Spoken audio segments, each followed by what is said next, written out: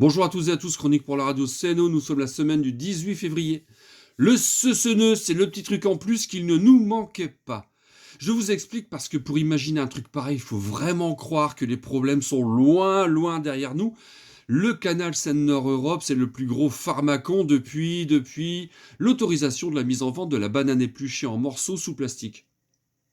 Le pharmacon, c'est quand la solution est pire que le problème. C'est accélérer devant un mur en fermant les yeux. Allez, on retrace l'histoire, ça se passe au bistrot. Raoul, depuis toujours, routier, dit « Ouais, il y a trop de camions sur l'autoroute A1 ». Paul lui répond « Bah, faut passer à 2 fois 4 voies ». Bah non, Paul, parce que sinon on va dire qu'on veut plus de camions sur les routes. Et puis maintenant qu'on sait que ça pollue, ouais, c'est vrai. Bah, il faudrait faire comme avant alors avec le fret ferroviaire. Ouais, c'est vrai. Avant, 80% des marchandises passaient par le train. Et aujourd'hui, moins de 8%.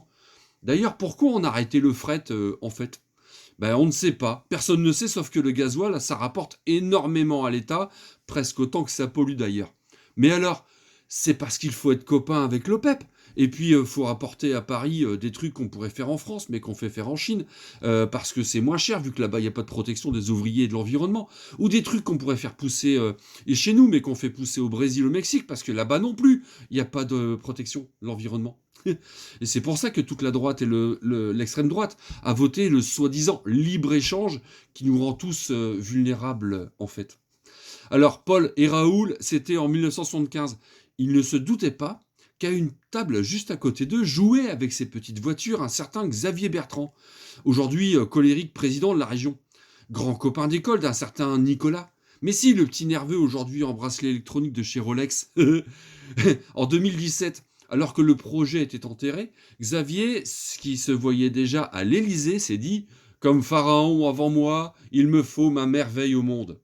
Et tant pis si on n'enfonce pas les vis avec des marteaux.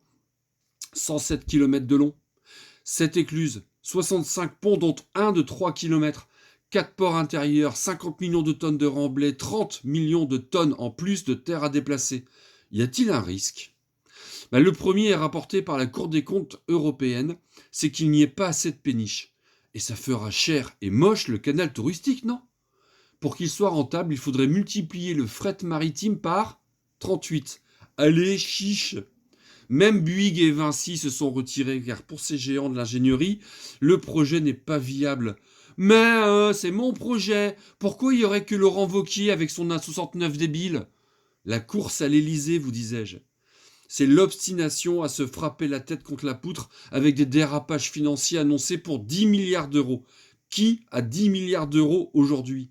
3200 hectares de zones humides, de zones naturelles, de zones cultivables détruites qui vont fragiliser encore notre capacité nourricière. C'est 300 espèces protégées aujourd'hui menacées. C'est 35 millions de mètres cubes d'eau accaparés. C'est 22 fois la folie de Sainte-Soline quand même. C'est doublement n'importe quoi puisque localement, tout le monde s'en fout. Ordin, Douchy, c'est à plusieurs kilomètres du canal et du train. C'est vous dire si tout le monde s'en fout ou alors tout le monde devient fou. Allez, venez soutenir le collectif citoyen Méga Canal Résistance. Le 28 février, 18h, ça sera à la Bourse du Travail de Lille pour la réunion publique. On se retrouve là-bas. Allez, ciao, ciao.